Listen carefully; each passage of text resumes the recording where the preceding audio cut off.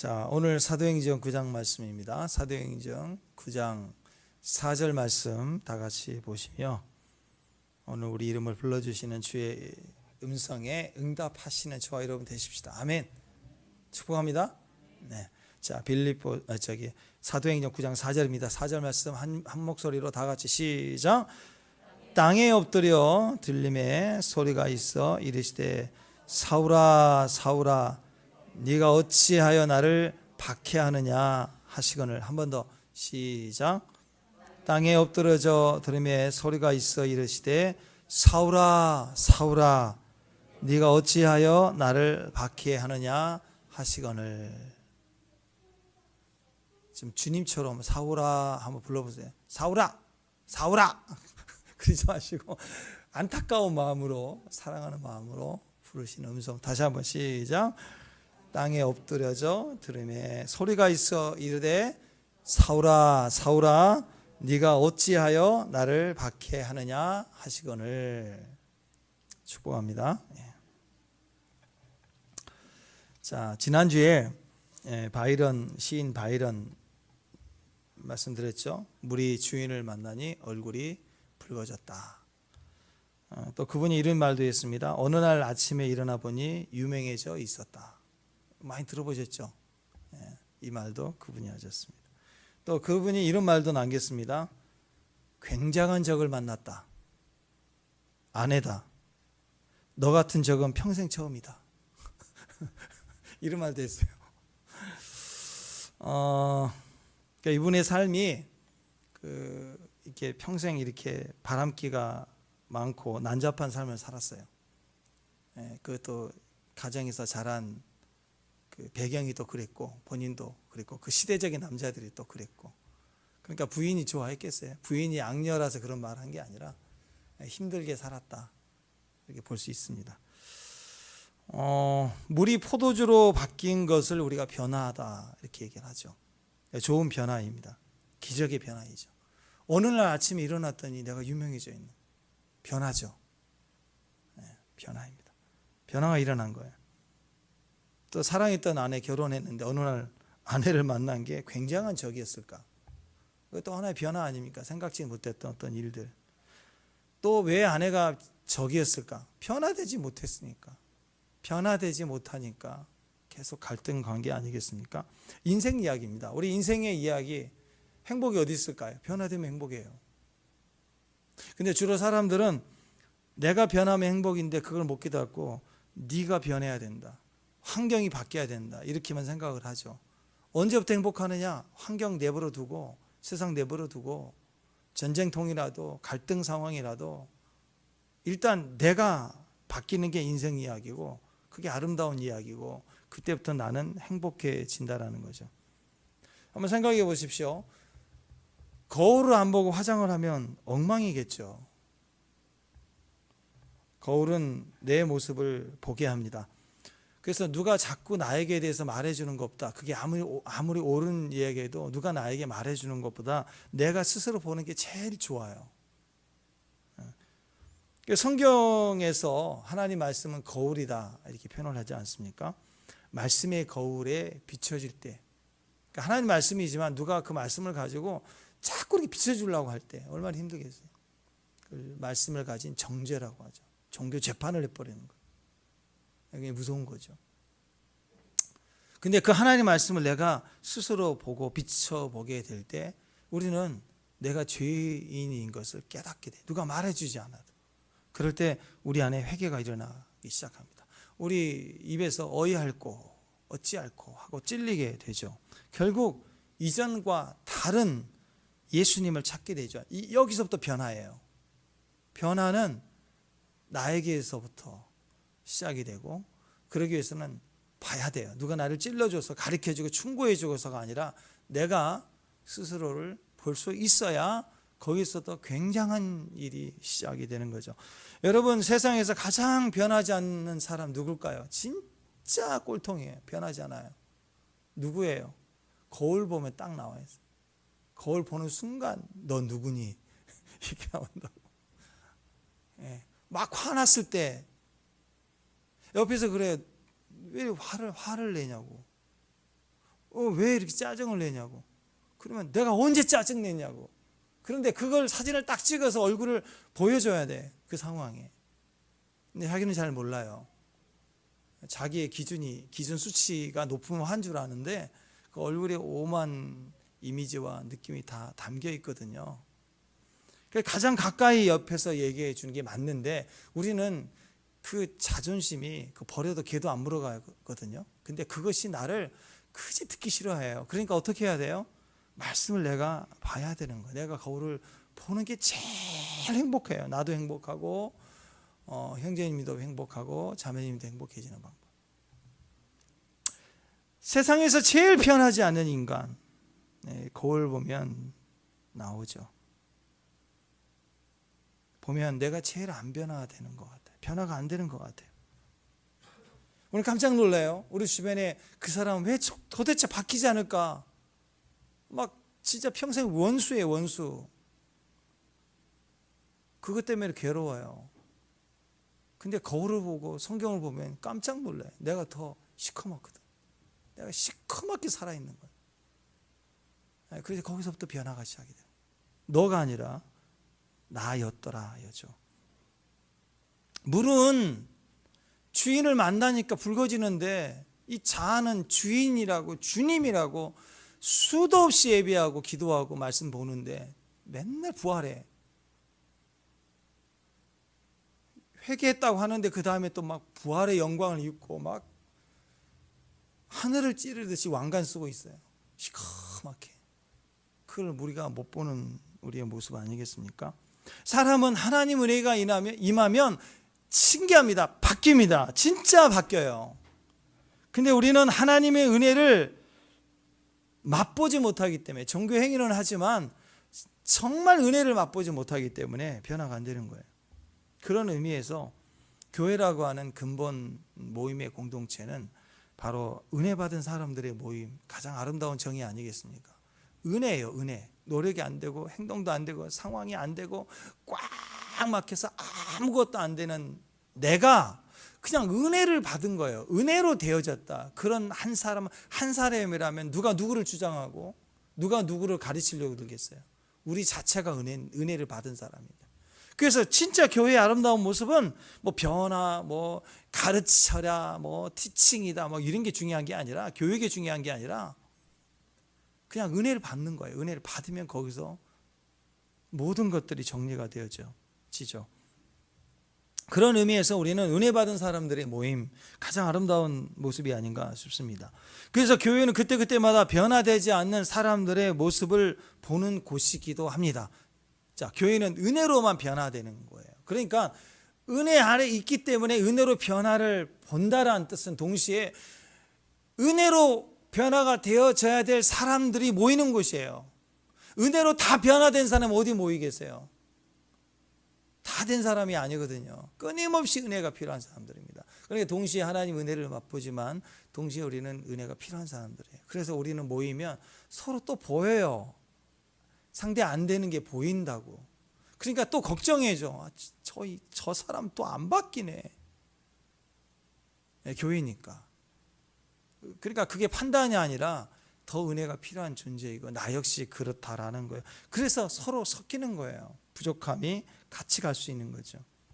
그래서 때로는 우리가 조금 실망스러울 때 그렇습니다. 그게 궁금한 거예요. 기도할 때 보니까 나보다 펄쩍 뛰고 흘리고 뒹굴고 아버지하고 외치고 회개했다고 그러고 용서했다고 하는데, 그래서 큰 은혜가 임한 줄 알았는데 그 다음날 보니까 나보다 더 지독해 있는 모습을 볼 때, 툭 던지는 말을 할 때 왜 저분은 왜 변화가 안 된 걸까? 왜 신앙이 저럴까? 하는 판단이 서기도 한다라는 거죠. 결국 우리 문제는 그거예요. 은혜 받았어요. 바뀌었으니까 거기고 계속 바뀌어가고 있는 중이고. 아멘? 근데 문제는 이거죠. 우리 안에 있는 자아의 강함이에요. 이 자아가 강하면 그 강한 게 튀어나와요. 순간순간 튀어나와요. 은혜 받은 게 있지만 모든 게 좋아지고 있는데 갑자기 내 안에서 시퍼렇게 살아 움직이는 거예요. 이게 튀어나온다고. 말 한마디로, 행동 하나로. 이 자아가 강할 때, 자아가 강한 사람일 때 우리는 이 은혜를 받을 때 은혜에 대한 판단까지 일어날 만큼 혼돈스럽다라는 거죠. 그래서 상대가 얼마나 잘못했는가, 내가 더 잘못했냐, 이걸 따질 문제가 아니라 누가 자아가 더 강한가, 결국 이 문제예요. 이 근본 문제를 우리가 부딪혀가지 않으면, 해결하지 않으면, 더 큰 은혜를 경험하지 않으면 자잘못은 다 거기에요. 자, 사람들은 고난이 오면 자아가 깨지기 때문에, 점점 깨지기 때문에 주님을 더 잘 영접하고 신앙이 좋아질 거라고 생각을 합니다. 예, 그렇게 생각하고 그렇게 맞는 것 같아요. 근데 우리 고난 가운데서도, 여러분 우리 가운데서 고난 많이 겪으신 분들 있죠? 그죠? 누구 그러지 말고, 부모 도움 별로 없었고, 어려워다 진짜 어려웠어요. 맨날 일만 하고, 자주성가 어렸을 때부터 했어. 신분 배달하면서 하고, 그런 고생 다 해오면서 여기까지 왔죠. 그러면 믿을 건 자기 힘밖에 없는 거예요. 혼자 힘으로만 뛰어온 거예요. 그러니까 성공은 했지만 지금 이 자리에 성공을 좀 했어 보여도 마음은 지쳐있어요. 옛날에 생각하면 정말 힘들어요. 그래서 어떤 분들은 수제비 안 먹더라고. 엄청 힘들어요. 우리는 강냉이 먹으면 너무 좋은데 강냉이 강짜도 싫어요. 아주 징그럽게 먹었다. 그거에 형편이 좋아져도 남아있는 그런 마음이죠. 상황이 그랬다는 거죠. 자, 그러다 보면은 성공하고 잘 이겨냈고 인생이 승리한 것 같지만, 이런 분들의 특징은 결국 살아오면서 결국 의지할 건 나밖에 없었어요. 나밖에 없었기 때문에 시간이 갈수록 점점 자기 중심적인 사람이 될 수밖에 없습니다. 자아가 이상하게 점점 강해요. 어려운 사람 도울 줄도 알고 어려워봤기 때문에. 근데 문제는 시커먼 자기 중심의 깊은 곳은 엄청 강한 놈이 하나 있는 거예요. 자기 중심적인, 절대 안 꺾이는 게 있다고. 나는 그렇게 살아왔거든. 평생 내가 나를 의지해서 살아온 그 중심 뼈대가 있거든요. 그거 진짜 안 부러져요. 그래서 보통은 고집이 강하고 자기 확신이 강해지고, 그걸로 결국 살아남았기 때문에 그 속에 그게 견고하게 있어요. 그리고 그것은 나를 살려냈고 다른 사람을 해코지한 게 아니라 참으면서 이 자리까지 온 나의 힘의 근원이에요. 야곱은 그 환도뼈라고 얘기를 하죠. 힘의 근원이 되는 걸 하나님 치시잖아요. 다리를 절고 가라. 힘 못 쓰게 만들어. 평생 다리를 찔찔 끌고 다녀야 돼. 왜? 하나님 의지하라. 네 힘으로 살지 마라. 그러니까 남들은 모르고 나도 좋게 포장해서 얘기하면 칭찬받을 만한 이야기. 왜냐하면 인생 포기할 수 있고 곁길 갈 수 있을 때 나를 지켜준 내 자아의 깊은 나밖에 의지할 수밖에 없었던 그 시간들 속에 형성된 내 생각이거든요. 나쁜 게 아니잖아요. 근데 그게 문제가 언제 되느냐? 주님 앞에 나설 때 이게 심각해집니다. 나는 이걸로 살아남았어. 이게 내 안에 깊이 남아있으면 이게 문제가 돼요. 주님 앞에 갈 때 이걸 꺾여지지 않으면 주님의 은혜를 받을 줄 몰라요. 그래서 어떤 분들은 남을 진짜 잘 베풀거든요. 잘 베푸는데 남한테 뭘 받는 것이 익숙하지 않아요. 정말 어려워요. 더군다나 어려운 분들이 자기한테 뭘 선물하면 정말 못 견뎌하는 거예요. 힘들어. 안 받으려고. 겉으로 보면 피해 안 주고 부담 안 주기 위해서 그런 것 같지만 그 내면의 깊은 곳은 자기 자존심이 그걸 허락을 안 하는 거죠. 그런 부분이 있다라는 거예요. 또 반대도 있습니다. 지성인들이에요. 많이 배웠어요. 우리 한국 사회에는 많은 지성인들이 있습니다. 성공한 케이스가 많습니다. 나름 성공을 했어요. 고난만 당했던 사람들과 좀 반대입니다. 나름 성공을 했어요. 근데 남모를 연약함이 자기 안에 또 있습니다. 겉으로 볼 때 성공한 것 같아요. 그래, 그 속에는 넉넉하게 성공한 사람 거의 없습니다, 여러분. 어떤 분야든 넉넉하게 성공한 사람 하나도 없어요. 겉은 그렇게 잘 나가는 것 같아도 치열하게 살아온 거예요. 그래서 내가 걸어온 길, 내가 성공한 길, 내가 살아온 길, 이게 나의 살 길이라고 생각하니까 나름 지성적으로 표현했을 뿐이지 그 속으로는 골마 있는 거죠. 아파 있는 거예요. 약해 있는 거예요. 그러니까 되게 성공했다고 하는데 사실 이것만이 살 길이다를 자기 자녀에게 막 강요해요. 이제 왜? 겉으로는 젠틀한데 자기 아이들에게는 막 어렸을 때부터 막 그게 자기가 살아왔던 이야기들을 통해서 이것만이 살 길이야 하고 계속 이거 외엔 답이 없어 하고 집요하게 자녀들에게 이걸 강조하는 경우가 있다라는 거죠. 왜 그러냐면 성공을 했지만 자기 내면은 무지하게 지금 두려운 거예요. 불안한 거예요. 그러니까 이걸 절대적으로 붙들고 가야 되는 거예요. 그래서 겉으로 보기에는 좋은 철학을 가지고 있고 분명한 철학을 잘 설명할 수 있는 거, 좋은 것을 가르치고 있는 것 같지만 사실은 불안한 철학이에요. 확실하지 않는 철학. 그래서 막 또 그걸 붙들고 그거 외에는 절대 안 돼. 그러면 어떤 일이 벌어지냐면 새로운 도전을 안 해요. 새로운 시도를 절대 안 해요. 그것만 죽도록 가는 거예요. 죽도록. 시대가 바뀌었다고 그래도 아니, 끝까지 그것만 붙들고 갑니다. 나쁜 삶은 아니에요. 성공했던 것 욕심내지 않고 자족해서 잘 가는 것처럼 보여요. 근데 문제는 이 세팅을 그대로 교회 안에 가져오면 심각해지는 거예요. 안 바뀌려고 그래요. 남 피해주지 않고 신앙생활하고 종교생활하는 것이 다인 줄 알아요. 절대로, 특히 성령을 안 받아요. 더 이상 큐티하고 말씀 듣고 가는데 들어가지 않으려고 합니다. 요것만이에요. 요것만. 내가 생각하는 신앙관 그거 하나면 되는 거예요. 그냥 더 가지도 않고 나가지도 않고. 근데 주님은 더 깊은 사랑으로 들어가고 싶은 거예요. 더 많은 것을 나누고 싶은 거예요.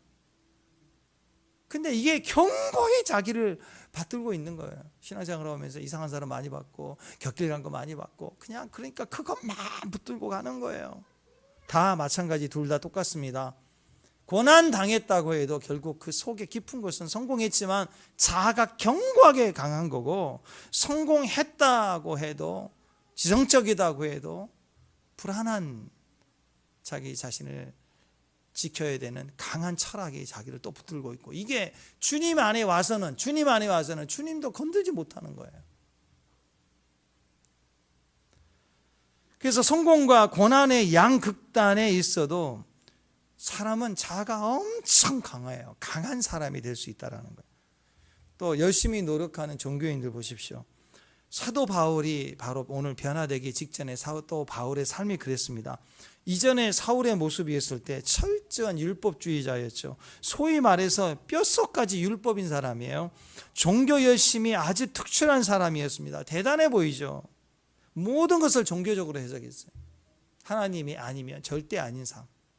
그리고 그 하나님의 이름이 땅에 떨어지도록 하는 이런 이단들, 예수쟁이들은 견딜 수 없는 거예요. 이건 어떻게 하나님 이름을 이렇게 해방할 수 있는가? 그러면 끊어내버려야 되는 열심이 있는 사람들이죠. 이런 사람들은 너무나도 자아중심적입니다. 그래서 이게 율법주의로 자기 안에 세워져 있기 때문에 너무너무 자기 자신의 삶이 온전한 줄만 아는 거고, 부정적인 삶에 대해서는 도전하고 공격적이고 그렇게 바뀐다는 거죠.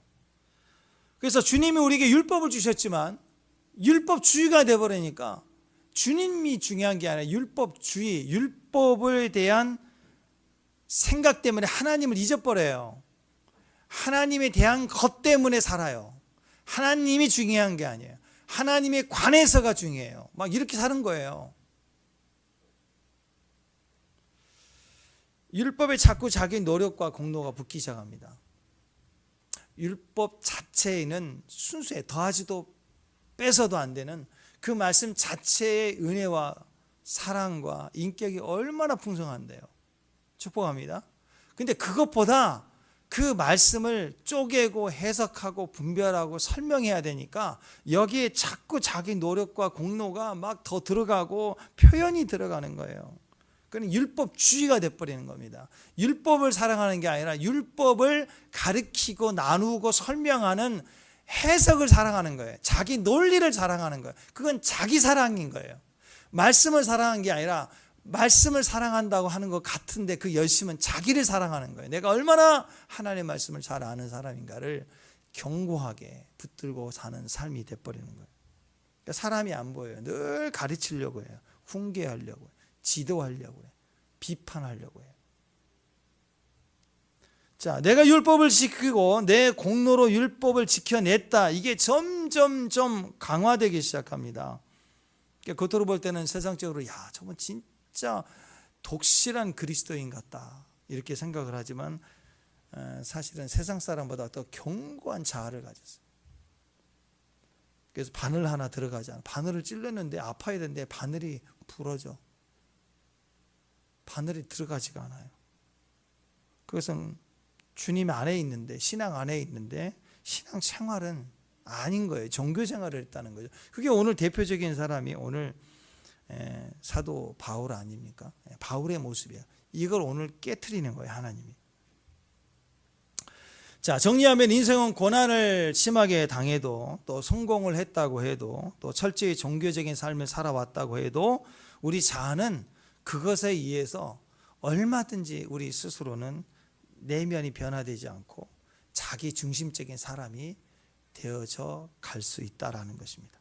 자, 여러분, 어떤 자극이 온다고 할지라도 고난이 오는데 그 고난조차도 나의 자아를 강화시키면, 더 강하게 내 안에 내 생각을 붙들기 시작하면 우리가 강력한 내면의 사람, 자기 자아 중심적인 사람이 되면 절대 변화가 오지 않아요. 절대 변화되지 않아요. 내가 성공했는데 내가 잘해서 성공했어. 나를 점점 그 성공을 하나님의 은혜의 경험으로 삼지 못하고, 성공을 내가 열심히 살아온 나의 경험으로 나를 강화시켜요. 계속 강화시켜 놓으니 나라는 존재의 생각이 강력해져서 누구도 깨트릴 수 없는 그런 상황이 돼버립니다. 성공뿐만 아니라 고난도 그래. 고난 당하면 내가 잘못했나 봐, 내가 실수했나 봐, 이게 아니었나 봐, 이래야 되는데 이 고난을 생존하고 견뎌내야 되기 때문에 얼마나 내가 훈련하고 뼈를 깎는 고통을 가지고 연습해서 노력해서 그 과정을 통과해 나가면 이기는, 극복하는 게 잘했다고 칭찬, 인간적으로는 승리했을지 모르지만 이게 하나님 앞에서는 오히려 견고한 방해가 되기 시작할 수 있다는 거예요. 하나님의 말씀을 점점 붙들었다고 하는데, 말씀을, 율법을 지켰다고 하는 것이 의가 돼버려요. 율법에 대한 의, 그걸 지키지 않는 사람. 그래서 지금 유대인들도 우리 성도님들이 가가지고 막 길거리 찬양하면, 지금 유대인들, 이스라엘 가면 그래요. 유대인들이 지나가면서 한마디 한대요. 돼지고기 먹은 것들이 무슨 찬양이냐. 그게 뭐예요? 그게 율법을 지키지 않는, 철저히 구약의 율법을 지키지 않는데 무슨 아버지를 찬양하냐는 거예요. 그렇게 보는 거예요. 행위 중심으로 살아왔기 때문에 행위 중심으로 비판하고 판단할 수 있다는 거예요. 자, 오늘 사울 얘기인데 자아가 엄청 강한 사람이라는 거예요. 근데 그 강한 사람의 모습, 오늘 어떻게 보면 사울보다 더 강한 자아의 모습이 바로 우리 모습이라는 거죠. 이거죠. 나는 옳고 너는 틀렸다. 이게 아주 견고한 거예요. 나는 옳고 너는 틀렸다. 라면 하나 사 먹는데도 나는 옳고 너는 틀렸다. 버스 타고 가자 그럴 때도 나는 옳고 너는 틀렸다만 있는 거예요. 항상 무슨 얘기만 하면 항상 나는 옳고 너는 틀렸다요. 나는 옳고 대통령 틀렸다. 정치도 틀렸다. 다 틀려먹은 사람이에요, 주변이. 세상을 이렇게 사는 거예요. 항상 이 사고에서 나오죠. 나는 옳고 너는 틀리다. 자기 확신이 강한 사람들의 모습입니다. 그냥 나하고 다른 사람이 없어요. 나하고 조금이라도 다른 사람이 있을 수 있죠. 다른 것일 수 있죠. 틀린 게 아니라 다른 것일 수 있는데, 일단 달랐다 그러면 옆에 있는 꼴을 못 봐요. 그건 다른 게 아니라 틀린 거니까. 나 외에는 다른 게 없어요. 다 틀린 거예요. 그 옆에 누가 다른 게 있으면 다른 사람하고 얘기하면 틀린 거기 때문에 그냥 제거해 버리려고, 다 죽이려고 드는 거예요. 싸우려고 듭니다. 오늘 이 사울의 모습을 보면 자기와 다른 예수쟁이들 그냥 둘 수가 없는 거예요. 그냥 거기에 괜히 분노해요. 죽이려고 달려들죠. 아니 여러분, 초대교회 성도들은 무슨 죄를 지었나요? 초대교회 지금 사도행전에 나와 있는 성도들의 모습을 보면 덕을 끼쳤어요. 심지어는 그 주변 사람들에게 칭송을 받았대요. 여기 옆집에 지나가는 사람들이 칭송해서, 야 진짜 저 사람도 멋진 사람이다. 피해를 안 준 게 아니라 덕을 끼치는다 하고 칭송을 받았다고요. 근데 무슨 죽일 이유가 있겠냐고요. 교회 때문에 주변 이웃이 살고 사회가 변화가 되고 지역이 살아났다고요. 지역 사회가 칭송을 했다고요. 그런데 그걸 보고 사울은 분노했다고요. 막 죽이려고 달려들었어요. 나하고 다르니까. 다 틀린 것만 있으니까. 여러분, 우리 주변에도 수시로 이렇게 분노하는 사람들이 있습니다. 어떤 사람이 분노하죠? 어떤 사람이 늘 분노하고 있습니까? 내 뜻대로 안 되기 때문에 분노해요. 나하고 다르니까 내 뜻대로 안 되면 막 씩씩대고 화가 나는 거예요. 뭐 물건 하나 놔두는 것도 그래. 꼭 그 자리에, 그 위치에. 그게 생명이 왔다 갔다 하는 문제. 그래서 결혼하면 그런 문제로 싸울 수가 있죠. 화장품 문제. 옛날엔 치약이었는데 플라스틱으로 바뀐 뒤로는 그런 게 많이 없다고 그러는데 다른 걸로 싸우죠. 그래서 어떻게 해야 돼요? 사랑하는 사람을 만나야 바뀌고, 또 아기가 태어나야 바뀌고, 그 애가 막 설치되고 다 그어버리고 깨트리고 그래야 돼요. 가구 박살나고. 그래야 바뀌는 거예요. 포기하는 거예요. 애 둘 낳아보세요. 신혼살림 하나도 안 남아요. 그릇 다 깨지고.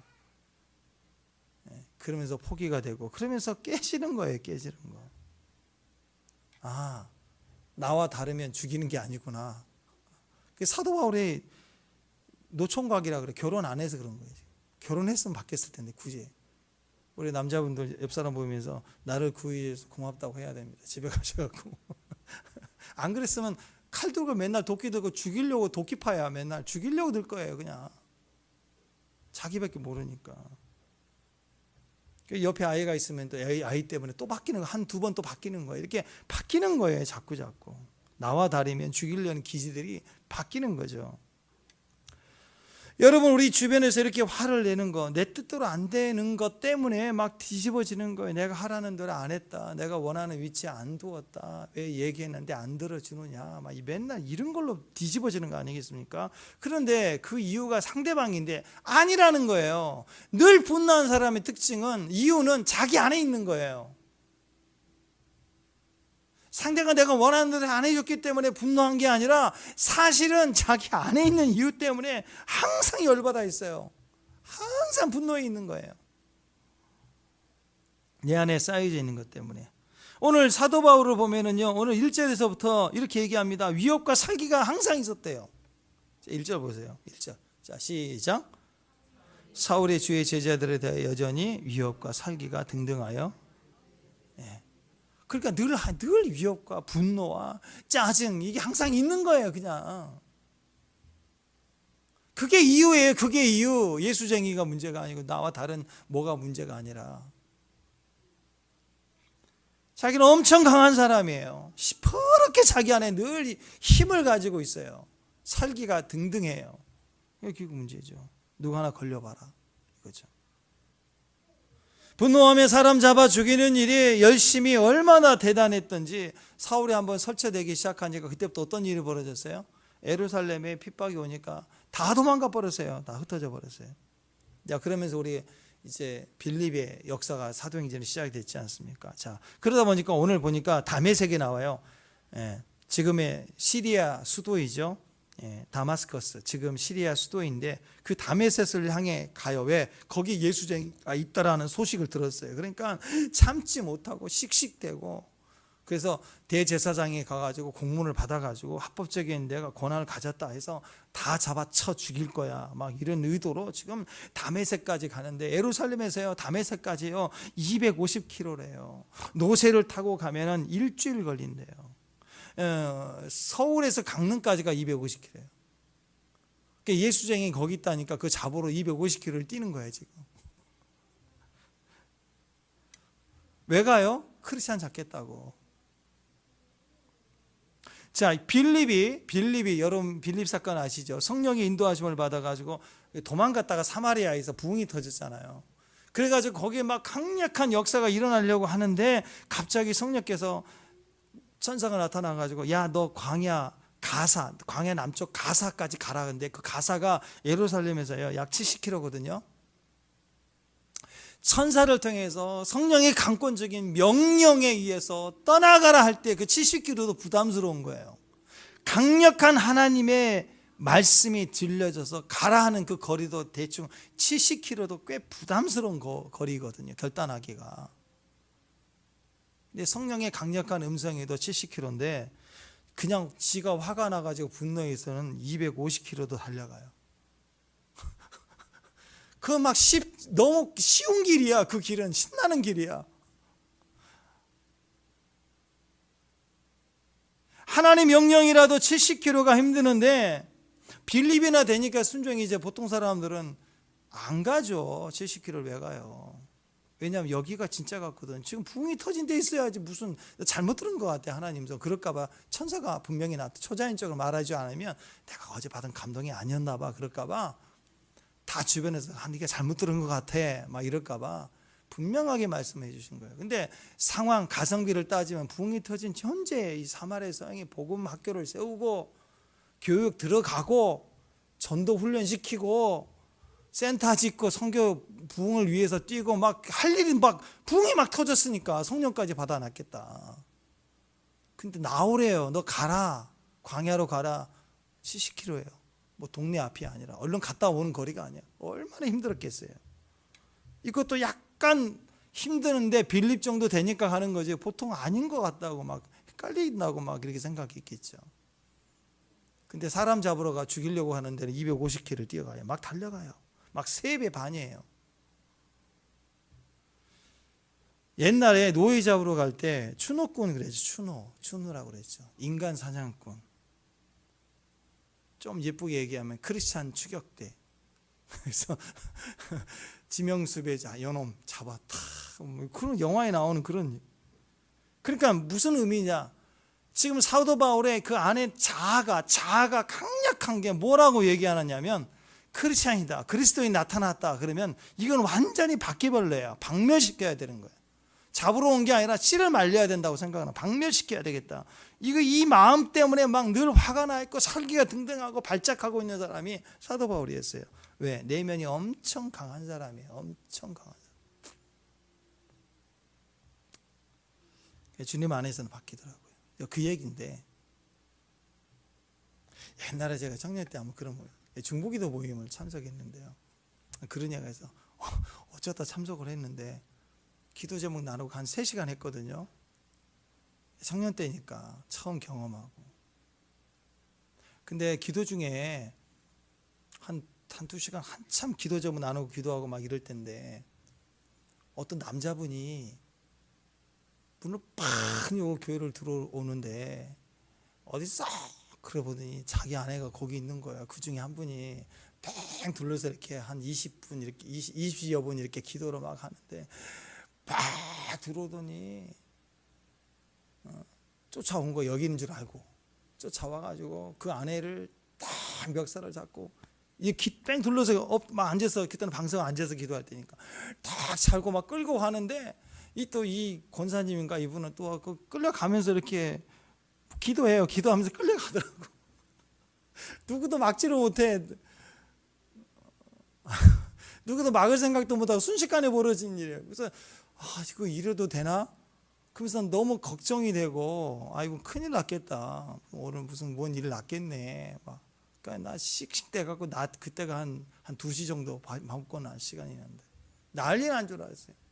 그때가 목요일인데 금요일 날 고드라이트 목사님인가 집회를 그 교회에서 한다고 그래가지고 또 참석하게 됐어요. 참석하게 됐고 마지막 시간에 늦게 이제 제가 선교회에 있다가 늦게 도착을 해서 이제 끝날 때쯤에 들어와서 마무리하는 설교를 듣고 제가 콜링을 하죠. 기도받을 사람 나오라고 이렇게 하는데 어떤 분이 막 튀어나가더라고. 제일 먼저 말도 안 끝나는데 그래서 나보다 더 열심히 있는 사람 있나?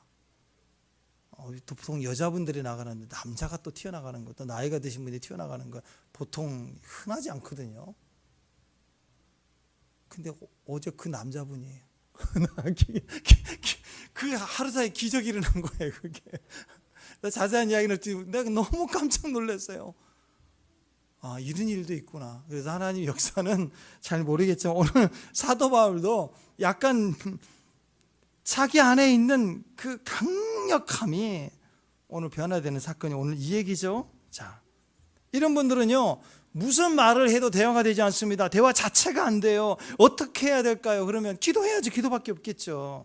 이것은요 설득도 안 됩니다. 예수님이 직접 개입하셔야만 되는, 다른 것으로는 답이 안 되는 상황이에요. 합심해서 기도 부탁해서 이건 전적으로 기도해야 돼요. 어떻게? 그놈 바뀌게 해달라고? 아니에요. 주님 나타나달라고. 오늘 사도 바울이 어떻게 바뀌었어요?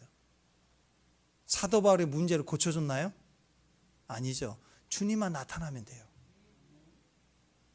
이 상황에 주님 나타내 주세요. 그게 변화예요. 그게. 오늘 본문에서 예수님이 어떻게 개입해 주셨는가 보세요. 어떤 역사가 지금 일어났는가를 한번 보세요. 9절, 3절. 자, 3절 한번 읽습니다. 3절 시작. 사울이 길을 가다가 다메섹에 가까이 이르러 호련히 하늘로부터 빛이 그를 둘러 비추느니라. 호련이에요. 어떻게 역사했냐면 호련히 갑자기 이럴 때요. 갑자기란 뜻이에요. 하나님 역사가 우리에게 변화를 어떻게 주느냐? 호련히. 여러분 언제 우리가 변화돼요? 갑자기. 그동안에 뭐 도가니 풀을 그것만 생각했죠. 많은 시간이 단련돼야 되는 걸로만 생각해요. 예, 물론 그런 의미도 있을 거예요.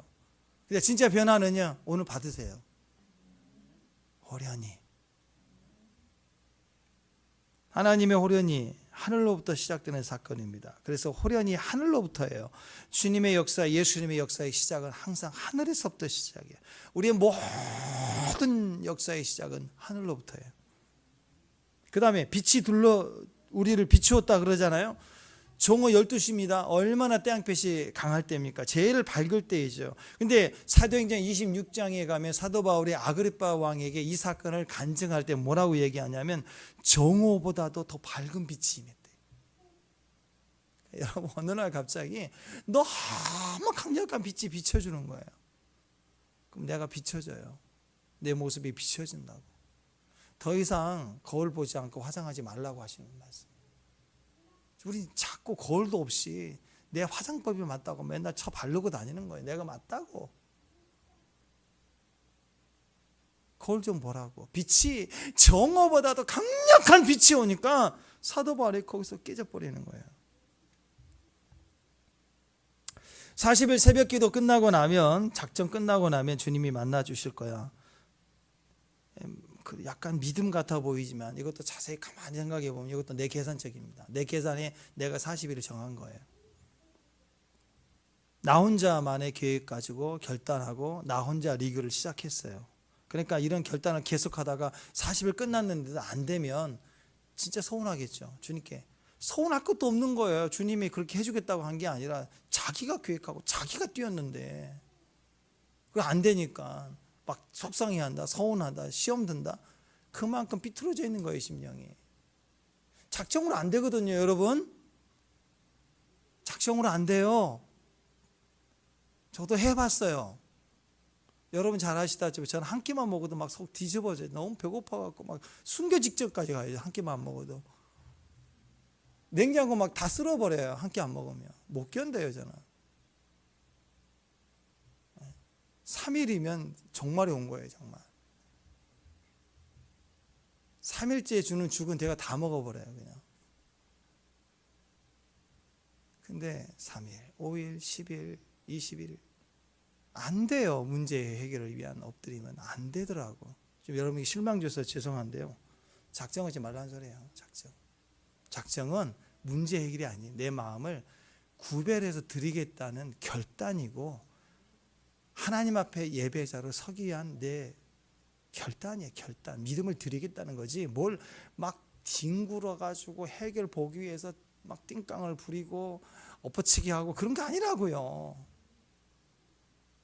저 오늘 계속 그 얘기하고 있습니다. 문제 바꾸려고 하지 마세요. 사도 바울 돼요. 문제 죽이려고 달려든다고. 문제는 바꾸는 게 아니에요. 두세요. 세상 두세요. 우리는 슈퍼 히어로가 아니에요. 슈퍼맨이 아니세요. 여러분들은 스파이더맨도 아니에요. 좀 내버려둬요. 세상은.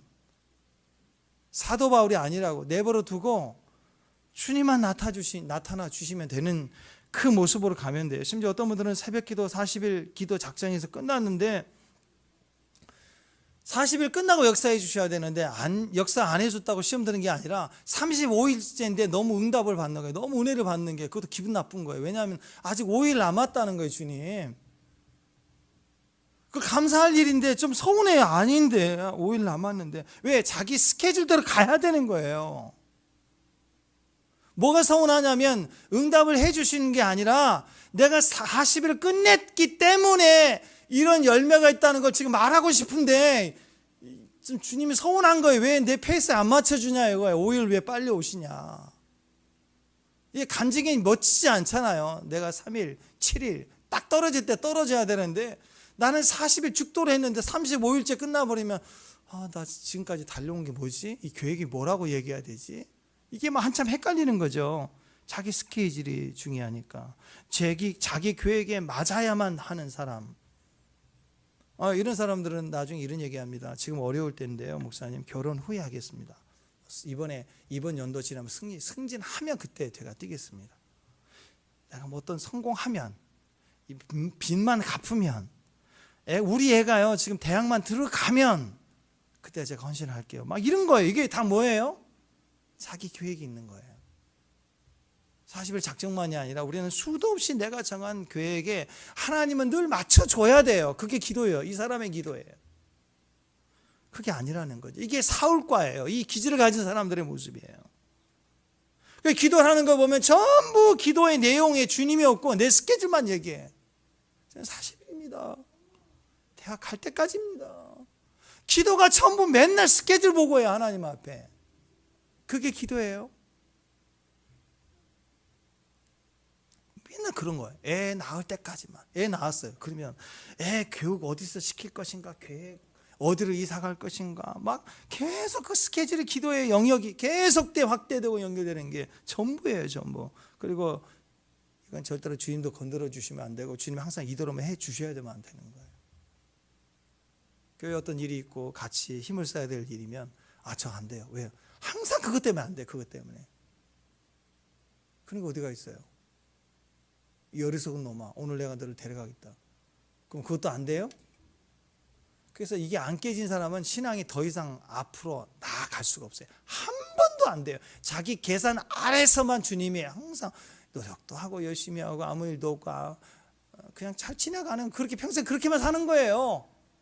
생각을 넘어가서 믿음이 없으니까 믿음으로 역사한 걸 한 번도 경험해보지 못하고 사는 거예요. 이러면 변화는 내 노력과 내 계획 속에서 기도했을 때만 오는, 그게 변화의 전부인 거예요. 사도 바울은 죽어도 변화가 안 됩니다. 또 오늘 이 사도 바울의 이 강한 자아가 어떻게 깨집니까? 호련이에요. 갑자기 그분이 나에게 변화를 주세요. 아멘.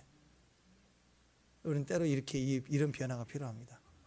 그래서 변화를 지금 받는 거예요. 구원을 믿으면 지금 받는 거예요. 은혜를 언제 받아요? 지금 받는 거예요. 성령을 언제 받아요? 지금 받아요. 지금. 몸의 아파요. 병원 치유를 언제 받아요? 지금 받아요. 지금 받는 거예요. 변화는요, 그냥 주님이 이렇게 오늘처럼 호련이에요. 호련이는 훅 들어오시는 거예요. 훅 들어와요. 훅 들어오신다. 갑자기. 사도행전 2장에 보면 오순절날 성령 강림하실 때도 호련히 그래서 갑자기예요. 갑자기. 자, 사도행전 2장 2절. 자, 봅니다. 시작.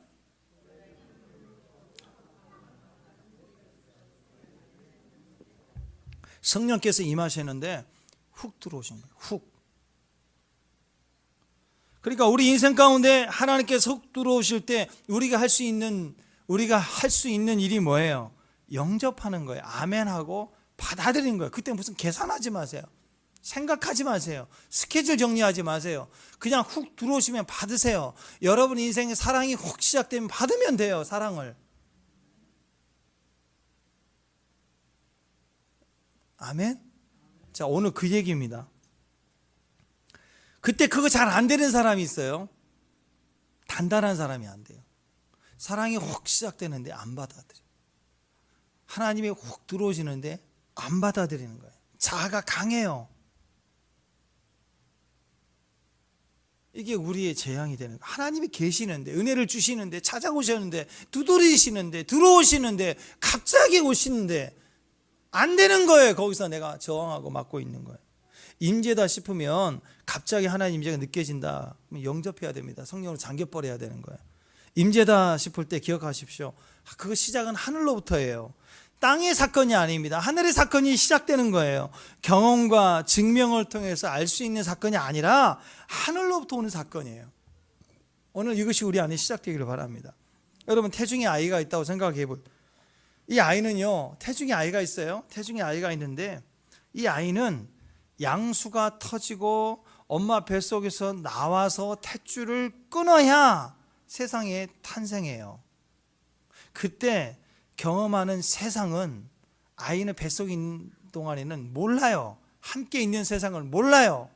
오직 탯줄 안에, 양수 안에 엄마 뱃속에 있는 게 세상의 전부인 걸로만 알아요.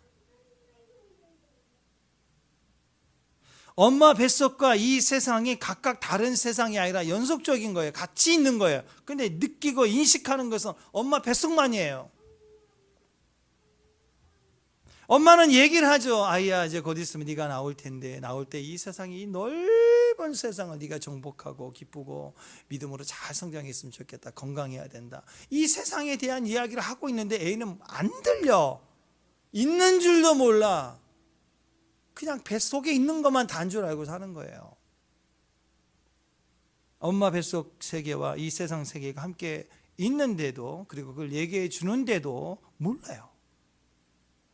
만약에 태중에 있는 아이에게 이 세상에 있는 사람이 와가지고 이 세상 이야기를 막 해준다면 태중에 있는 아이는 이해할까요? 몰라요. 아니라고 생각해요. 뱃속에 있는 아이가 태어나기 전까지는 뱃속에 있는 세상이 전부 있는 줄만 알죠. 이후 태어난 이후에 이 세상에 경험할 수 있는 것들에 대해서 아무리 얘기해주고 준비해도 몰라요.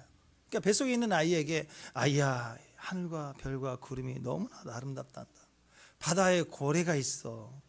작전시장 어느 미장원이 머리를 잘한단다. 뭐 이런 거 얘가 알아요? 의미도 없어 하죠. 미장원이 뭐야? 아무것도 몰라요. 똑같아요.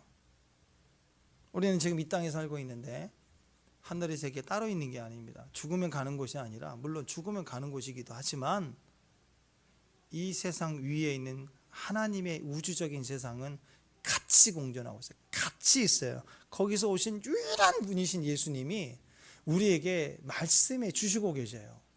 그게 전혀 아니라고 얘기해요. 엉뚱하다고 얘기해요. 하나님 음성은 들려줘도, 음성이 되셨는데도 거절하고 듣지 않으려고 해요. 왜? 자아가 강하니까, 자기밖에 모르니까. 여러분, 우리 태중에 있는 아이도 세상에서의 영향을 받을 수 있습니다. 뱃속에서 문제가 된다 그러면 약물 투여할 수도 있죠. 최근에 발달된 기술이에요. 태중 수술이 있습니다. 그래서 급하게 수술을 못해서 산모도 죽고 그래요. 근데 아이가 문제가 생길 때 태중 수술을 했어요. 그냥 아이 속에 약물만 넣는 게 아니라 급할 때는 수술 들어가서 아이도 살리고 산모도 살리는 수술이 있어요. 태중 수술이. 우리가 급할 때는 어느 날 하나님이, 우주적인 하나님이 초자연적인 영역에서 우리를 향해서 갑자기 들어오신다고요. 호련히 오신다고요. 침노에 들어오신다고요. 그걸 받아야 살아요, 우리가. 근데 아니래. 뱃속만 단 줄 알아. 이 생이 단 줄만 알아. 그러면 부모의 마음이 얼마나 아프겠어요.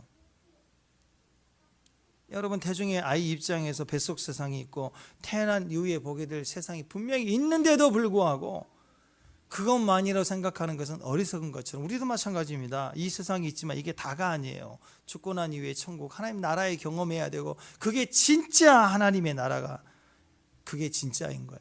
그게 사실인 거죠. 그게 진리인 것이에요. 오늘 사도 바울에게 임한 이 사건이 바로 그런 사건입니다. 하나님이 갑자기 심려에 들어오시는 거예요. 그걸로만 사람이 바뀐다라는 걸 얘기해주고 있다라는 것입니다. 하나님 음성을 듣고 살고 하나님 능력으로 산다는 게 바로 그것입니다. 왜 성령을 받아야 됩니까? 왜 기도해야 됩니까? 왜 신앙생활을 해야 됩니까? 우리 힘으로 뛰겠다는 거 아니에요. 하나님이 우리 가운데 침례에 두시는 걸로 살겠다는 거예요. 우린 그게 필요한 사람들입니다. 오늘 밝은 빛이 임했다고 그랬죠. 사도 바울은 자기가 제일 똑똑한 줄 알았어요. 사도 바울은 스스로 얘기할 때 이런 얘기를 합니다. 빌립보서 3장 5절에 보면 이렇게 얘기해요. 자, 읽습니다. 시작. 8일 만에 할례 받았다. 이스라엘 족속이다. 베냐민 지파, 히브리인 중에 히브리다. 율법으로는 바리새인이다. 또 열심을 교회를 핍박하고 율법이 일러는 흠이 없다. 난 절대로, 그다음에 자랑 삼아 얘기하는 게 교회를 핍박했다. 그 당시는 이단이라고 생각했으니까. 요즘에 이단이다, 또 이런 것을 막 떠버리는 사람들은 막 거룩한 의에 가득 차 있는 걸 봐요. 자기 나름대로 엄청 거룩한 사람으로 막 자기를 표현하면서 막 까는 사람들을 봐요. 그런 모습이라고 볼 수 있습니다. 자기는 지금까지 빛을 향하여 걸어가고 있다고 생각했는데 사실은 아니죠. 빛이 아니라 어둠이었어요. 주님의 밝은 빛이 비치니까, 정오의 대낮보다 더 밝은 빛이 비치니까 그때 깨지는 거예요. 자기 안에 있는 빛은, 나는 어둠이라고 생각하지 않았던 자기 안의 정의로움은 대낮보다도 자기는 더 밝은 사람인 거예요. 그러다가 정오의 빛보다 더 강력한 빛이 침례에 들어오니까 내가 어둠이었구나라는 걸 그때서 깨달은 거예요. 거기서 꼬그라진 거예요. 우리에게 필요한 것은 내가 생각하는 정의가 아니라 하나님의 의입니다. 하나님의 빛이 비춰와야, 이 세상 빛보다 강한 빛이 비춰져 봐야 내 본래 모습이 얼마나 더러웠는지, 얼마나 더 어두웠는지를 우리는 그때 그 빛 가운데서 보게 되는 거죠. 세상에서 책 한 권만 읽은 사람, 맨날 엄마 뱃속에만 있는 아이, 아들 키워서 장가 보냈는데 생각, 구조, 마음 상태가 다 엄마 뱃속에만 자란 아이로 자라온 거예요, 지금까지. 그러면 그 결혼한 아내는 순교 정신으로 살아야 돼요. 너무 힘들지 않겠어요? 대화가 안 되니까. 마찬가지인 거예요. 전체를 보지 못할 때 왜 자기밖에 모를까? 왜 자기 생각만 그렇게 강할까? 왜 자기 자아의 생각이 너무나도 이렇게 굳어져 있을까? 왜냐하면 자기가 생각하는 게 빛이고 자기가 맞는 것이고, 항상 자기는 잘하고 있고 항상 자기는 빛 가운데 있는 거예요. 옳은 것만 하고 살아가는 거예요. 이걸 설득해서 얘기해서 안 됩니다. 이 세상보다 더 강력한, 정오의 빛보다 강력한 빛이 하늘로부터 우리에게 비춰져야 돼요. 축복합니다. 우리에게는 예외 없습니다. 말씀 봐야 됩니다. 그 거울을 향하여서 내가 완전히 비춰질 때 거기서부터 변화가 되기 시작하는 거예요. 어떤 목사님이 바퀴벌레가 너무 싫은 거예요. 바퀴벌레를 너무 싫은 게 아니고 무섭대요. 막 소리 질렀대요. 세상에 어떤 핍박도 목회하면서 다 견디했는데 웬만한 거 다 품고 가겠는데 바퀴벌레만 나타나니까 이 목사님이 발작을 하는 거예요. 막 소리 지르고 잠 못 들겠다. 숨도 못 쉬겠다. 그래서 아무리 기도해도, 아무리 영성 훈련을 해도 일단 바퀴벌레 문제만큼 해결이 안 되더라. 여러분들은 어떠신가요? 그래서 막 심각하게 늘 툭툭 나오는 소리가, 하나님은 왜 바퀴벌레 만드셨냐고. 하나님 바퀴벌레 왜 만드셨을까? 그러면 자기 안에 생각이 탁 떠오른대요. 필요하니까 만드셨겠지. 그리고 더 이상 묻지도 않아요. 일단 나타나면 힘드는 거예요. 모두 영성을 사용해야 돼요. 막 예수 이름의 권세를 사용해야 되고, 약으로 안 되니까. 그렇다고 당장 이사를 툭 갈 수도 있는 것도 아니고. 근데 늘 그래요. 바퀴벌레는 왜 만드셨을까? 그러면 자기 스스로 또 답이 올라와요. 필요하니까 만드셨겠지. 그리고 더 이상 진전이 되지 않는 그런 상황인데 어느 날 깨달았대요. 어느 날 깨달았대요. 저는 그 말씀 듣고 은혜 받았어요. 깨달았대. 바퀴벌레를 깨달았대. 바퀴벌레가 어쩜 그렇게 사람 같을까? 어쩜 그렇게 나 같을까? 거울 보니까 내 모습인데 말씀 보니까 바퀴벌레가 완전히 사람의 모습이구나 생각을 했대요. 왜냐하면 뭘 봤냐면, 나는 바퀴벌레가 너무 싫은데 바퀴벌레를 보니까 바퀴벌레가 빛을 너무 싫어하더래요. 바퀴벌레 특징입니다. 빛이 있으면 숨어요. 빛을 비춰지면 빛을 싫어해서 숨어요. 꼭 사람 같아요. 사람이 바퀴벌레 같아서 빛이 있으면 숨더라 이거예요. 빛을 비춰지면 싫어요. 복음을 전하면 엄청 싫어한대요. 숨어버린대. 빛만 비춰지면 싫어해요. 찬양만 하면, 기도만 하면 막 기담고 막 난리가 나는 거예요. 빛만 비치면 싫어하는 거예요. 막 종교가 이런 애 저런 애 하면서 막 피켓 들고 막 핏대 세우고 난리를 죽일 듯이 달려들더라. 사람이 복음을 전하면, 빛을 말하면, 빛을 비춰주면 싫어하고 피하고 분노하고 열받아서 공격하고, 그리고 막 십자가 매달려 죽이려고 그러고, 사도 바울처럼, 사도 바울이 그래서 빛을 비춰주니까 사도 바울은 바퀴벌레 죽이겠다고, 박멸하겠다고 뛰어든 거예요. 지금 없애버리려고 하는 거예요. 요한복음 1장 4절에 보면 이리 얘기하죠. 자, 보십시다. 시작. 그 안에 생명이 있었으니 이 생명은 사람들의 빛이다. 빛이 어둠에 비치되 어둠이 깨닫지 못하더라. 빛을 비춰줘도 싫어합니다. 그래서 피해요. 깨닫는 게 싫어요. 내 안에 있는 게 더 밝다고 생각해요. 어둠에 덮여 있대요. 깨닫지 못했다. 이 말이 덮여 있다는 뜻이거든요. 원어로 보면. 깨닫지도 못하고 덮여져 있으니까 싫어하는 거고 피하는 거예요. 사람들은 복음을 듣기를 싫어합니다. 찬양 듣기를 싫어합니다. 말씀 듣기를 싫어합니다. 말씀을 전하면 피해요. 안 들으려고 해요. 빛이 있으면 막 숨는 바퀴벌레처럼 사람이 바퀴벌레만큼 빛이 비치는 걸 너무너무 싫어하더라. 자기도 그렇대요. 진짜 필요한 부분들을 주의 말씀이 조명이 없고 비춰주면 막 싫어요. 안 들으려고 해요. 그러니까 그런 우리의 모습을 확인해 주려고 지금 바퀴벌레가 나타나면서 우리를 예언하고 있어요. 그 옛날 구약의 선지자들이 나타나서 얘기하면 바퀴벌레 보도 싫어하고 가둬버리고 바퀴벌레 취급하잖아요. 요즘 교회 다닌다 그러면 다 바퀴벌레처럼 봐요, 여러분. 그렇게 안 보셨죠? 더군다나 목사님이다 그러면 진짜 바퀴벌레처럼 무슨 목사라 그러고 그렇게 취급한다니까 세상 사람들은. 피하려고 합니다. 같이 상종을 안 하려고 그래요. 빛이 있으면 막 숨는 바퀴벌레처럼 사람이 바퀴벌레처럼 빛이 비치는 걸 너무너무 싫어하더라. 복음을 전하면 너무너무 싫어하더라. 바퀴벌레 출연할 때마다 그때마다 그가 나에게 너는 바퀴벌레처럼 살지 말라고. 바퀴벌레는 우리에게 예언하고 있는 거예요. 혹시 바퀴벌레 딱 보면 너는 나처럼 살지 말라. 빛이 비치면 도망가지 말라. 그 얘기를 하고 있는 거예요. 빛이 비치면 와야 돼. 깨져야 돼. 숨지 마라. 피하지 말라. 언제까지 너 피할 거냐고. 바퀴벌레 뛰고 또 나 어제도 나왔어. 오늘 또 나왔어. 너는 언제까지 피할래? 언제까지 피하고 다닐래? 우리에게 바퀴벌레가 예언하고 있습니다. 너 언제까지 죄를 품고 언제까지 죄를 숨기고 언제까지 죄를 짓고 언제까지 숨어 다니며 지낼 거냐? 언제까지 빛보다 어둠을 사랑할 거냐? 너 그러면 나같이 된다. 이게 바퀴벌레 출현 사건이에요. 성령 강림 사건만큼이나 우리에게 예언적이에요. 사울이 지금 바퀴벌레 출현했다고 하니까 막 자기가 빛이라고 비춰주겠다고 막 박멸하겠다고 250km를 달려갑니다.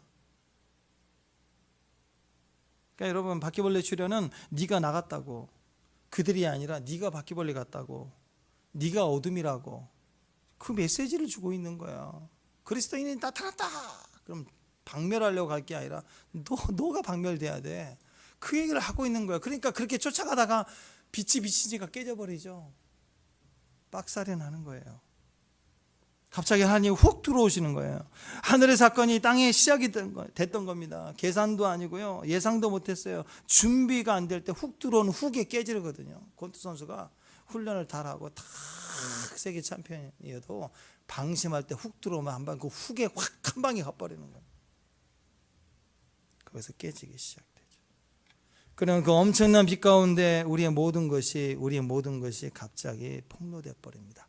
주님 우리를 폭로하시는 모습은 이런 거예요. 갑자기 미투 하듯이 우리에게 탁 사건을 터뜨리시는데 어떻게 터뜨리신 줄 아세요? 사울아, 사울아, 네가 어찌하여 나를 박해하느냐 하고 갑자기 폭로해 버립니다. 우리 자신을 막 폭로해 버려요. 자, 오늘 4절 5절 말씀 읽습니다. 시작. 땅에 엎드림에 소리가 있어 이르되 사울아 사울아 네가 어찌하여 나를 박해하느냐 하시거늘 대답하여 주여 누구시나이까 이르시되 나는 네가 박해하는 예수라. 계산이 안 됐고 예상도 못했고 준비도 안 될 때 갑자기 자기가 빛인 줄 알고 박멸하겠다고 빛을 비춰내겠다고 바퀴벌레들 빛을 비춰내겠다고 막 발작하고 있는데 갑자기 그 빛보다 더 강력한 빛보다 이 정오보다 더 강력한 빛이 확 비쳐 들어오니까 그 빛 가운데서 내가 깨져버리면서 내가 어둠인 게 들통나버린 거예요. 내가 얼마나 잘못됐는지가 들통나버리는 거예요. 호련히 하늘로부터 밝은 빛이 비쳐오니까 꼬꾸라집니다. 사도 바울이 여기서 엎드려졌다고 표현하고 있는데요. 자, 6절 말씀 18절. 자, 시작. 그가 땅에 물러가서 땅에 엎드려졌다. 자, 보세요. 사울아 사울아 할 때 사울이 땅에 엎드러졌다 그러는데 이 엎드러졌다는 단어가 핍토거든요. 이 단어는요 떨어졌다, 쓰러졌다, 땅바닥에 쓰러졌다 그런 단어입니다. 자, 오늘 이 말씀 보세요. 요한복음 18장 6절 이 말씀 보면 예수님을 잡으러 왔어요. 유다가 선동을 해가지고 예수님을 잡으려고 사람들을 데리고 왔어요. 근데 한번 생각해 보세요. 예수님을 잡으러 온 사람들이 유다가 이제 작전을 짰거든요. 예수님을 껌껌한데 알아보고 주여 하고 키스를 하면 아, 제가 예수다. 그러니까 사람들이 잡아가겠다고 지금 작전을 짜갖고 왔어요. 그럴 때 예수님이 그걸 보시고 그가 나다. 나를 잡으라 하는 마음으로 자기를 나타내 주세요. 이걸 자기 계시라고 그래요. 예수님이 자기 계시. 나다, 잡아라. 근데 갑자기 이상한 일이 벌어집니다. 사람들이 땅에서 물러가서 엎드려졌다. 이게 우리 말이 잘못 해석을 한 거예요. 엎드려졌다, 예수님 앞에 경배했다, 뭐 그런 표현을 하는데 상황적으로 맞지 않습니다. 그렇게 경외하는 마음으로 엎드려졌다 그러면 그 다음을 잡아가지 못하죠. 그러니까 이 원어를 그대로 표현하면 예수님께서 그들에게 내가 그다 할 때 다 쳐다봤겠죠. 예수님을 보는 순간 나는 나야. 출애굽기에 I am who I am. 나야. 스스로 있는 나야. 예수님이 나라고 하는 자신을 드러내시니까 그 영광 앞에서 사람이 다 쓰러진 거예요. 다 쓰러져 버린 거예요. 이건 순수하게 쓰러졌다라고 봐야 돼요. 사도 바울이 영광이 빛이 임할 때 다메섹 도상에서 쓰러져 버렸습니다. 똑같은 거예요. 똑같은 단어예요. 엎드린 게 아니라 쓰러진 거라고. 예배 안에 임재가 강력할 때 우리가 몸을 주체하지 못할 때가 있습니다. 잡으렀던 무리들이 예수님을 보고 순간 경비하듯이 엎드렸다는 게 아니라 이건 문맥상이 안 맞아요. 임재 속에서 그냥 쓰러져 버린 거예요. 주의 계시가 강력하게 임하니까. 또 누가복음 4장 28절에서 30절까지 앞을 보세요. 자, 읽습니다. 시작. 회당에 있는 자들이 이것을 듣고 다 크게 화가 나서 일어나 동네 밖으로 쫓아내 그 동네에 건설된 산 낭떠러지까지 끌고 가서 밀쳐 떨어뜨리고자 하되 예수께서 그들 가운데로 지나서 가시니라. 이것도 일반적 상황이 아닙니다. 해석을 잘해야 됩니다. 내가 성령을 받기 전까지는 이게 이런 말씀들이 안 들렸어요. 몰랐어요. 성령을 받고 주님을 경험하고 나니까 이게 무슨 말인지 알겠죠. 자, 회당에 들어가서 예수님이 이사야 말씀을 얘기하시고 오늘 이 말씀이 너희 귀에 응하였다. 그 말은 이사야 말씀에 얘기하는 이 메시아인데 이 메시아를 너희가 오늘 봤다 이거예요. 그러니까는 하나님을 신성 못하겠다고 사람들은 막 일어나가지고 예수님을 돌로 쳐 죽일 수도 있지만 낭떠러지에 떨어뜨려 죽이고 사람들이 막 일어나고 예수님을 멱살을 잡고 질질 끌고 산 낭떠러지까지 갔다고요. 그래서 산 낭떠러지 와서 밀쳐서 떨어뜨리고자 하는데 예수께서 저희 가운데로 지나가시니라. 그렇게 표현되죠. 어떤 상황인가요? 낭떠러지까지 끌고 간 사람들이 한두 명이겠어요? 얼마나 힘이 강했겠어요? 거기까지 끌려가셨다고요. 그러나 사망 권세를 가지고 계신 예수님이 자신을 맡겨 내드리기 전까지는 주님은 죽지 않으시죠. 지금은 때가 아니시니까. 근데 갑자기 예수께서 그들 가운데로 지나가셨대요. 멱살 잡히고 끌려갔던 분이, 힘이 없는 분이 어떻게 그 많은 사람들을 뚫고 지나갔을까? 뭘 생각나십니까? 홍해 갈라진 거 생각나죠. 그들이 다 임재 안에서 쓰러져 버린 거예요. 실제로 캐드런쿨만 집회 때 이런 일들이 많이 있었어요. 사람들 하도 임재 안에 넘어져 있는데 갈 수가 없으니까 그 집회하는 장소에 호텔이었는데 호텔 뒤에 뒷면으로 그 호텔 요리사들이 요리하는 그 주방을 통과해서 이제 올라가려고 사람들이 하도 예배 안에 쓰러져서 지나갈 수가 없으니까 그래서 거기를 지나가는데 거기 한 200명 가까이 되는 호텔의 요리사들이 막 요리를 하고 있는데 캐드런쿨만 지나갈 때마다 다 쓰러지더래요. 다다다다다. 얼마나 영광이 강력했습니까? 우리는 종종 그런 비슷한 예들을 많이 보거든요.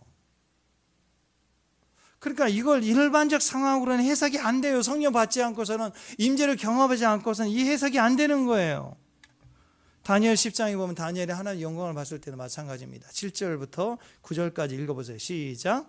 이 환상을 나 다니엘이 홀로 보았고 나와 함께한 사람들이 이 환상을 보지 못하였어도 그들이 크게 떨며 도망하여 숨었다. 그러므로 나만 홀로 있어 이 큰 환상을 볼 때 내 몸에 힘이 빠졌고 나의 아름다운 빛이 변화해 썩는 듯 하였고 나의 힘이 다 없어졌으나 내가 그의 음성을 들었는데 그 음성을 들을 때 내가 얼굴을 땅에 대고 깊이 잠들었었는. 이게 굉장히 강력한 임재 안에서 벌어진 일들이에요. 하나님 임재가 부어질 때 하나님 음성이 들립니다.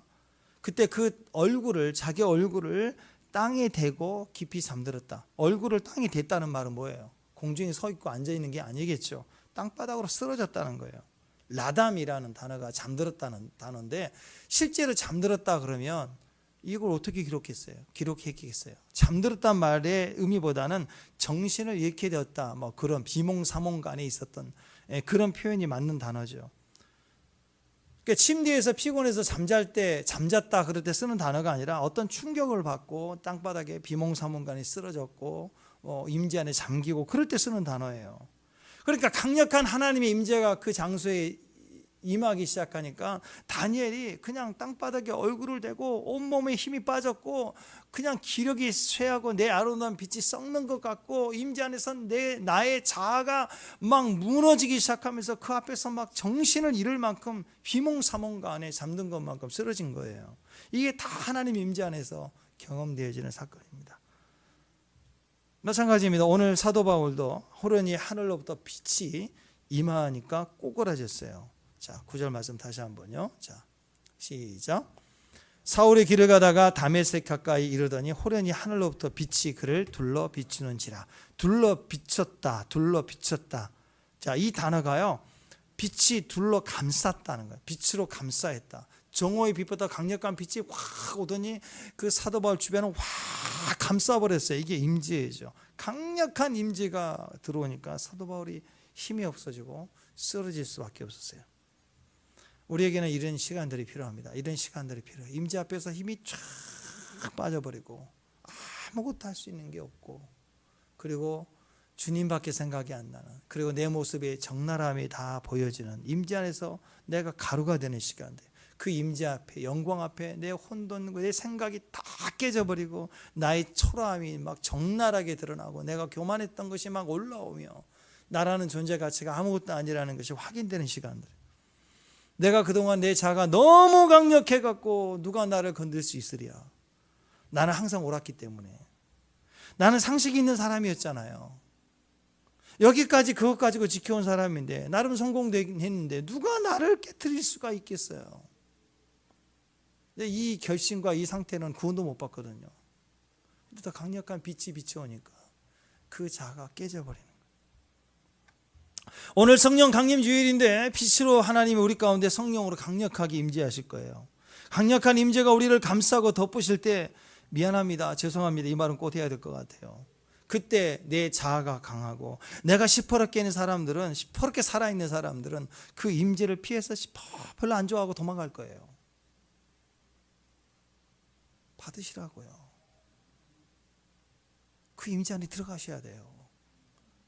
그래 우리 안에 하나님의 일이 시작된다. 지금까지 재보고 계산하고 살아오셨잖아요. 물건 하나 살 때마다 가성비 따지고 센치 자고 할부로 할까 뭐 할까 하면서 살아왔잖아요. 언제까지 그게 우리 기도 제목이 되게 하면 안 되잖아요. 내 계산으로 안 되는 천국에 속한 사람입니까? 그러면 내 계산이 안 되는 영역에서 하나님의 강력한 침노가 필요한 거고 그분의 변화를 내가 받는 게 필요한 거예요. 주님은 진짜 살아계신 분이라고요. 그러면 우리 삶 속에 변화가 필요하지 않겠습니까? 언제까지 성령의 임재가 있는데 팔짱 끼고 구경만 할 거예요? 언제까지 종교생활 할 거예요? 성령 받아야죠. 방언으로 기도해야죠. 성령의 임재를 경험해야죠. 오늘 다니엘이 경험했던 것처럼 이 많은 성경에 기록되어 있는 하나님의 사람들이 경험했던 성령을 받아야죠. 왜 성경책에 있는 기록으로만 남기려고 해? 내 경험, 내 구원, 내 치유, 내 회복으로 받으셔야죠. 구경하지 마세요. 빛이 임할 때마다 도망가지 마세요. 은사도 받으셔야 돼요. 기름 부음 받으셔야 돼요. 직분도 받으셔야죠. 선교도 가야죠. 쓰임 받아야죠. 근데 언제까지 종교 생활을 반복할 거예요? 팔짱 끼고. 임재만 이면 왜 도망가냐고. 왜? 저는 오늘 여러분 우리 모두가 다 그런 시간이 되기를 바랍니다. 예수님을 진짜 만나는 시간이 됐으면 좋겠어요. 내가 깨져야 돼요. 여러분이 자기 자신으로 살아온 계산된 자기 자아를 자기도 못 깨요. 못 깬다고요. 누가 건들면 방어적인데 내 자신을, 내 자아를 누가 깨겠어요? 하나님도 못 깨시는데. 그래서 영접해야 돼요. 받아들여야 돼요. 받아들여야 돼요. 오늘 주님 앞에 우리 모습이 이대로 제 종교를 깨뜨리고 주 앞에 가겠습니다. 내 예배자로, 기도자로 선교하겠습니다. 마음으로 그 시간을 드렸으면 좋겠습니다. 예배가 뭐죠? 예배, 구약의 제사 예배는 짐승을 가져다가 내가 죽어야 되는데 대신 짐승을 잡아서 드린 거예요. 근데 실상은 짐승이 아니라 예배를 드릴 때 나를 각을 떠서 나를 죽여야 되는 거예요. 그리고 예배를 자꾸 드린다는 것은 내가 자꾸 죽어나가는 거거든요. 예배자는 예배를 드릴수록 내가 죽어나가야 되는데, 이놈의 예배는 이 예배자의 주관자라고 하는 이 자아 속에 있는 이놈이라고 하는 이놈이 생각하는 예배는, 예배를 드릴수록 나는 예배를 드리다, 기도를 할수록 나는 얼만큼 기도했던 사람이라고 이 자아가 어떻게 더 시퍼렇게 살아있냐는 거예요. 어떻게 예배를 드리면 드릴수록, 말씀은 알면 알수록 더 시퍼런 종교적인 힘을 가지고, 그럼 물어봐야 돼. 네 놈은 누구냐? 도대체 넌 누구냐? 우리는 한편으로 처절하게 싸움을 해가면서도 한편으로는 너무너무 변화가 안 되는 거예요. 내 속에 있는 20번은 이놈이. 오늘 이것은 다뤄줘야 됩니다. 진짜 예배자는 예배를 드리고 나면 살아있을 수가 없어요. 죽어나가야 돼요. 계속 죽어나요. 내가 아니에요. 내가 아니에요. 내가 아니에요. 내가 아니에요. 주님이십니다. 그리스도입니다. 주님이십니다. 계속해서 고백할 수 있어야 됩니다. 오늘 사도 바울이 그런 모습으로 나는 날마다 죽노라 했어요. 날마다 죽는 거예요. 예배자 날마다 예배를 드리는 게 나를 죽이는 거예요. 예수님 만나는 시간, 진짜 구원이 되는 시간이 되셨으면 좋겠습니다. 다 같이 일어나셔서 모든 영광을 하나님께 찬양합니다.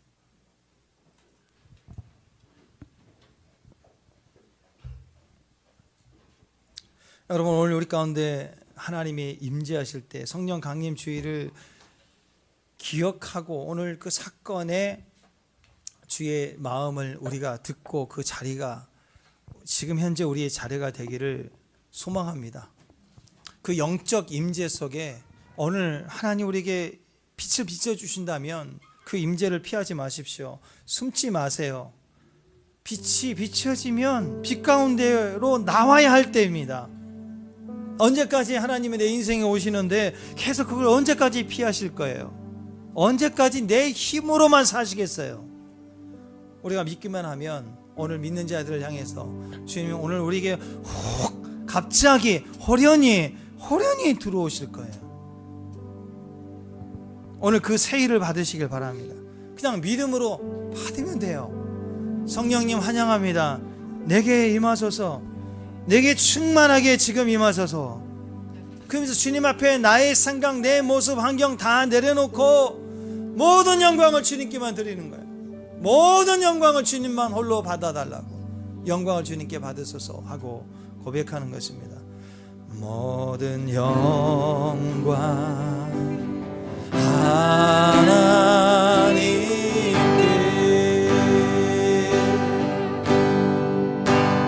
모든 영광을 하나님께,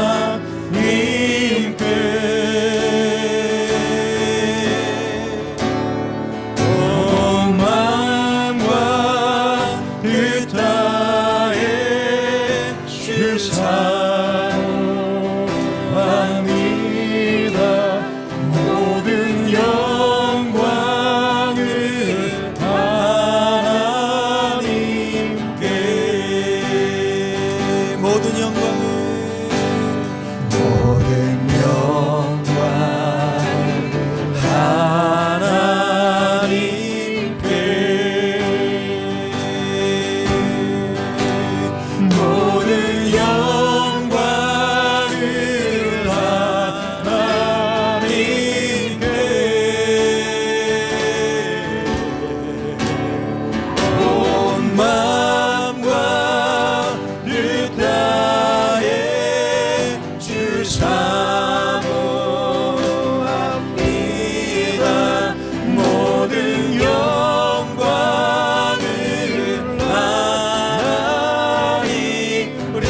우리가 바라보면서 모든 영광을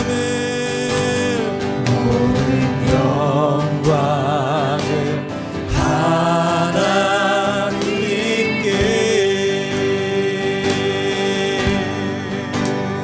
모든 영광을 하나님께 온 마음과 뜻 다해 주 사모합니다. 모든 영광을 하나님 모든 영광을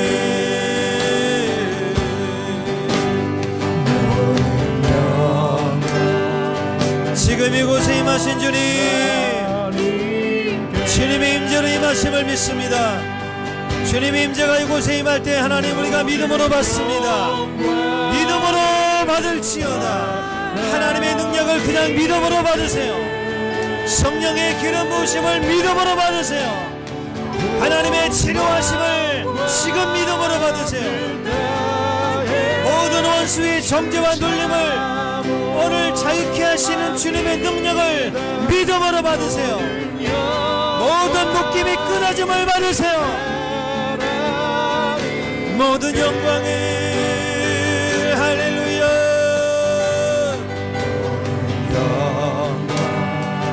지금 이곳에 우리 마음이 임하시는 주님의 놀라우신 은혜를 받으세요. 그 임재를 받으세요. 그 기쁨을 받으세요. 그 치료하심을 받으세요. 그 기름 부음을 받을지어다. 지금 우리 안에 하나님의 기름 부으심이 있어요. 우리 안에 부으시는 그분의 능력을 받을지어다. 받을지어다. 받을지어다. 주 사모합니다. 모든 영광을 우리 십자가를 바라보면서 우리를 위해서 피를 흘리신 주님을 받으세요. 모든 영광을 지금 우리 안에 있는 이 숨어있는 모든 자아에 속한 생각들, 우리 혈관 속에 남아있는 모든 죄악들 올라와 나가. 우리 혈관을 통해 흘러들어오는 모든 질병들, 몸의 아픔들, 내 혈액순환을 방해하고 몸의 질병의 이유가 되는 원인들 내가 예수 이름으로 명하노니 나가. 지금 몸에 있는 통증들 떠나가. 나가. 주님께 영광을 드리세요. 주님께 영광을 드리세요. 우리 육신의 몸에 아픔을 주고 있는 모든 질병들을 떠나가라. 지금 올라가라. 지금 떠나가라. 지금 밖으로 나가. 지금 육체로 마음으로 호흡으로 떨어져 나가. 우울함도 불안함도 심령의 약함도 떠나가. 우리 교회와 우리 가정에 우리 기업에 남아있는 모든 방해들 모든 어둠들은 주 예수로 명하노니 나가. 떠나가. 주님께 영광을 돌리세요. 모든 영광을 할렐루야. 모든 영광을 하나 내 자아에 속하고 내가 더 이상 이것은 안 된다고 생각했던 내 몸의 질병들, 우리 가정의 문제들, 이건 죽어도 안 된다고 생각했던 나를 절망하게 했던 모든 일들에 대해서 오늘 이것이 하나님의 뜻 안에서 변화됩니다. 변화를 받을지어다. 떠나가라. 영광을 하나님 때 모든 영광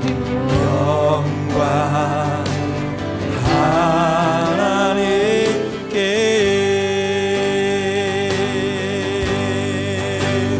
모든 영광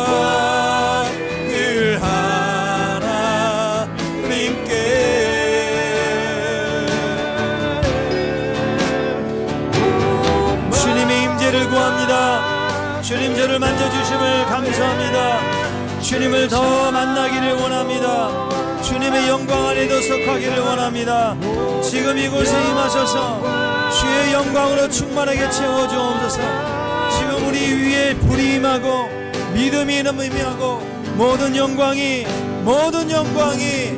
오늘 주님께 속한 모든 영광이 임하기를 소원합니다. 지금 우리 가운데 임하셔서 우리 각자 위에 하나님의 임재로 부어주시옵소서. 오늘 믿음으로 그것을 받습니다. 믿음으로 우리 가운데 임하심을 믿음으로 받습니다. 주 우리의 신경계통에 우리를 듣지 못하게 하고 우리의 시력의 문제, 우리를 약하게 했던 모든 문제들 잘 귀가 들리지 않도록 내 안에 방해가 됐던 이유들 예수 이름으로 명하노니 열릴지어다, 들릴지어다, 보게 될지어다, 시간이 몸에 일어날지어다, 변화를 받을지어다. 아멘, 아멘, 아멘. 모든 영광 하나님께,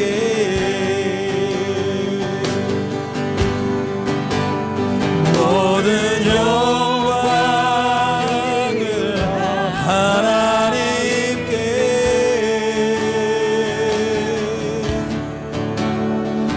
온 만과 뜻 다해 주 사모합니다. 모든 영광을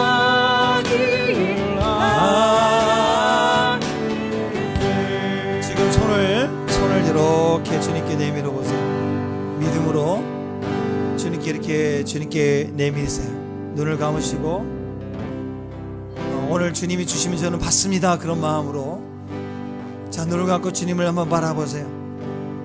주님, 오늘 이곳에 성령의 큰 은혜를 부어주시고 그분의 임재가 우리에게 흘러들어오는데 그 임재와 더불어 하나님께 속한 모든 것들을 우리 가운데 부어주세요. 재정적인 어떤 이유들에 대한 하나님의 공급하심을 채워주실 것입니다. 오늘 기적적으로 하나님이 내 몸에 약해진 부분들을 다스리실 거예요. 오늘 새로운 변화가 우리 몸에 시작이 되는 거예요. 우리 교회에 새로운 일들을 행하십니다. 우리가 가정의 어떤 어려움과 막힘들을 풀어가실 거예요. 진로들에 대해서 막연히 불안했던 마음들이 열릴 것입니다. 기적적으로 어둠들이 몰아져 나갈 거예요. 지금 하나님의 그 능력을 받을지어다, 받을지어다, 받을지어다. 지금 내가 주 예수 그리스도의 이름으로 명합니다. 이 공간에 주님의 기적으로 채워주시옵소서. 하나님의 모든 초자연적인 것들 하나님의 손길로 우리 가운데 임하여 주옵소서. 우리 모든 하나님의 치유를 갈망하는 마음마다 그 자리에 치유를 선포합니다. 우리 마음과 생각과 육신의 변화가 일어날지어다. 우리 재정의 상태에 새로운 변화가 일어날지어다. 예수의 이름으로 풀릴지어다. 오 하나님, 치유에 속한 것들, 하나님 우리의 도움이 필요한 모든 것들을 하늘로부터 하나님 우리를 연결시켜 주시고 우리 위에 그것을 공급하여 주시옵소서. 지금 받으세요. 지금 받으세요. 지금 받으세요.